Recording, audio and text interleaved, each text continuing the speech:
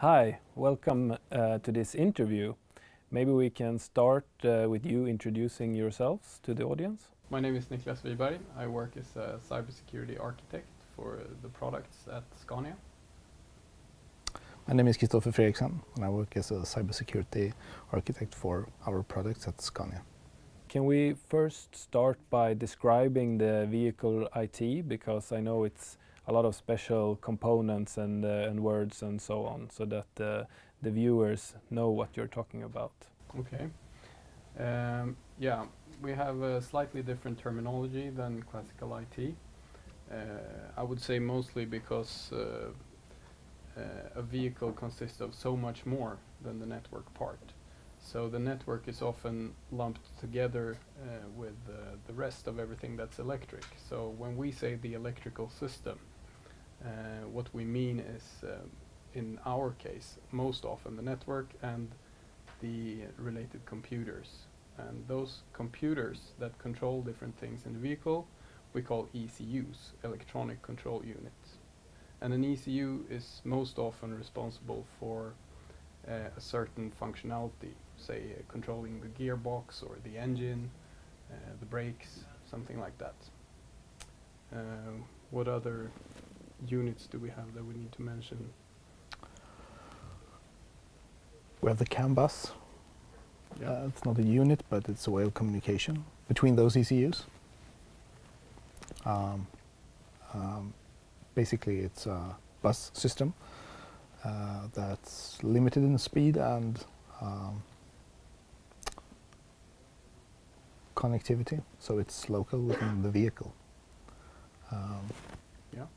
We also have something we might mention is the telematics unit, which means that you have a connection to the outside world over a radio interface, such as 4G, something like that. Yeah. So there are not that many known attacks to vehicles, but there are some. Could you explain one of them, how they work? In 2015, two guys called Charlie Miller and Chris Valasek released news about a hack called the Jeep hack. People usually say the Jeep hack when they talk about this.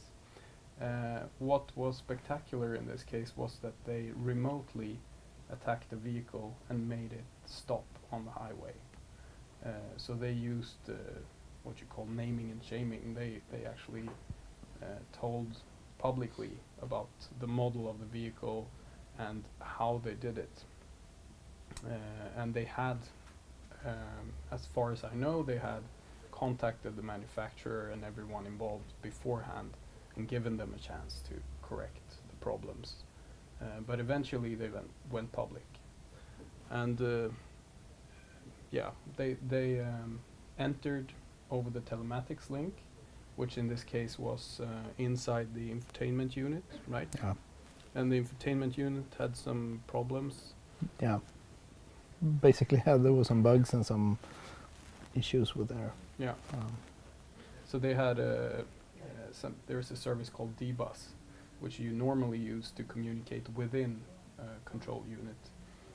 And they had anonymous authentication, which means it was open and it was allowed to do anything. So they had sort of a generic shell access, which meant that they could turn on they can run virtually any system command. Yeah. On the system. Yeah.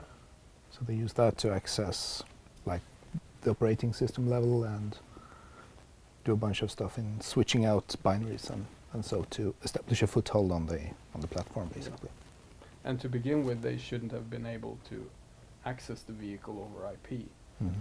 So there was a misconfiguration at the telecom operator's network. And while inside the vehicle, they gained a foothold in the infotainment unit, which had a CAN bus connection to the drivetrain side of the vehicle, but it was not enabled. It wasn't intended to be used. But what they managed to do was to actually flash that CAN controller to be enabled, and they started to be able to communicate with units on that CAN bus. And then they figured out how to to do a bunch of stuff, right? Yeah, to send arbitrary messages on the CAN bus, because you have a certain message format that you send and receive. So they could communicate with a bunch of different ECUs within the vehicle that controlled certain aspects of the vehicle. Yeah. So previously you briefly described the vehicle IT, but could you also make a comparison between normal office IT and vehicle IT? What's the main differences and the similarities between them? Basically, they are the same. The controls would be the same, like access control. And the mechanisms that we use, like encryption, and authentication, and authorization, they would probably be similar, I would say. Of course, the implementation will differ, but Yeah, because we have we have a lot of limitations in a vehicle that you That's don't true. in a typical IT network, such as, for example, the CAN bus that we mentioned is a more simplistic but also very reliable technology. So it's very suitable for vehicle use, but it also has a lot of limitations in terms of packet size and things like that, which means that authentication is more expensive because it affects the traffic in a different way than it does if you do it over IP, for example. And we also have a lot of limitations in terms of the actual control units. They are embedded systems, and they have a certain purpose for which they are economically feasible to have in the vehicle. And if you want to add additional capabilities that require a lot of computational power, for example, then you have to be able to motivate that cost in order. You need to balance the actual risk that you're treating with these mechanisms, and that's different from the traditional IT industry. I Yeah. would say. also you're limited by power, I would say. Yeah. So there's some limitations that make it a bit different than normal IT. Okay, I'll follow up there. So if we talk about firewalls and anti-malware and those things that people at home know about, is that something you can use in vehicles? Yes, in some ways. I would say a vehicle today out on the road doesn't have a high level of packet inspecting firewall. I would say that it has a filtering firewall, most likely, which looks at essentially a whitelist of which traffic should be allowed to pass from a network segment to the next, for example. So if I understand you correctly, it's kind of the same technology, but does that mean you also face the same threats? I would say that the threats are quite different, currently at least. We have a lot of economically driven tampering that someone might want to do with a vehicle. For example, you might want to be able to get more horsepowers out of your vehicle, and you want to do this without the manufacturer being able to detect that you have done this manipulation, because you might break something. If you add more horsepowers, you might break your gearbox, and then you come back and you want that fixed from the warranty. And that's a huge cost for a vehicle manufacturer if you're not able to detect that. That's just one example. And you have a lot of other, say, fuel saving, for example, by adjusting the engine to pollute more, but save fuel at the same time, which is illegal, of course, and we're required to try to prevent that. Yeah, basically changing the parameters of the product. That's the Yeah. In different ways. yeah. At the same time, it's a vehicle that's a specialized unit more than a normal IT environment. So it also limits the, I would say, the footprint of the threats, or the threat area that you actually, the exposure probably. Yeah. On the other hand, a customer or a user has full physical access to the vehicle. Yeah. So you Exactly. an attack doesn't necessarily scale as well as something that you typically attack remotely, like a server network of some kind. Yeah. But a vehicle, although they are getting more and more connected, traditionally they're more like an island, a network on its own.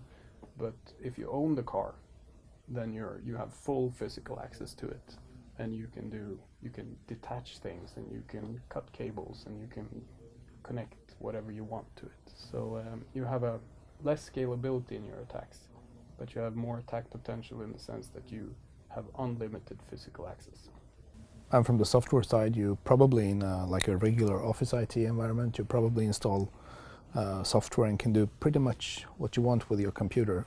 And that's different with a vehicle IT, I would say. That's it's not as easy, but you have the physical access and you can actually do it. On the web today, there's a lot of browser-based attacks that actually requires a user to do something and to fool them in a way, to trick them into like installing a malware or getting ransomware or clicking emails and stuff like that. And that's a bit different, I would say, from a vehicle perspective. I mean, there are user functions that you actually interact with the system in that way, but it's not as featureful as a browsers or traditional IT. So could you explain how you work with security at Scania, for instance, proactive security methods and operational security and so on? I would say that we spend most resources currently on the preventive security measures, such as trying to understand the threats and mitigating them at the design phase or even the conceptual design phase, to try to catch potential problems as early as possible. And then once you introduce a new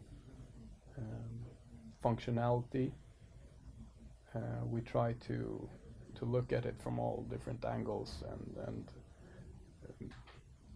make it such that it's hard to attack to begin with and hard to tamper with. So if you have a design choice, then security is a parameter in the sense that we might want to mitigate the risk. Then again, in the vehicle industry, you have a lot of different very cost-driven things to consider in the design process. So security is just one of them. You have to build your case. But then sometimes we do like we probe systems, for example, and look at them more detailed.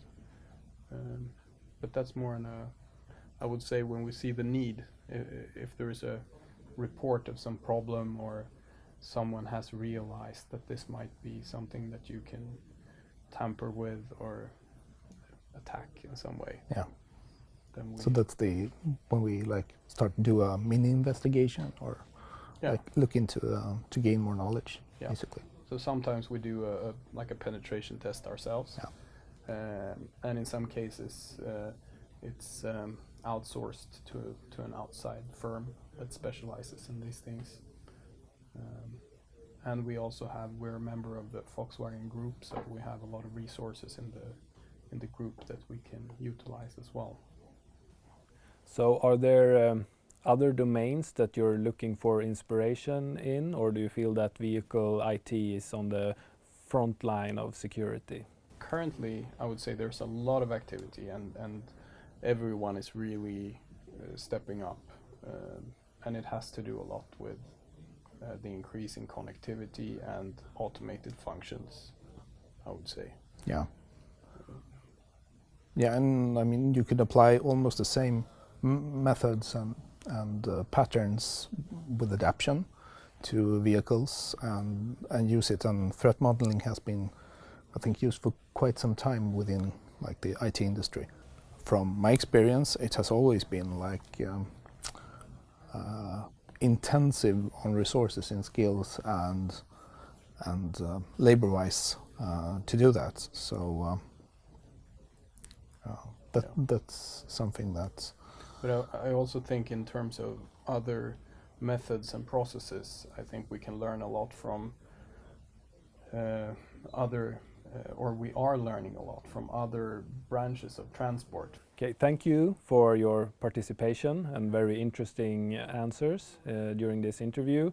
I feel that I've learned more about vehicle IT and vehicle security, and I really look forward to the developments in the future, see where this is heading. Thank you. Thank you.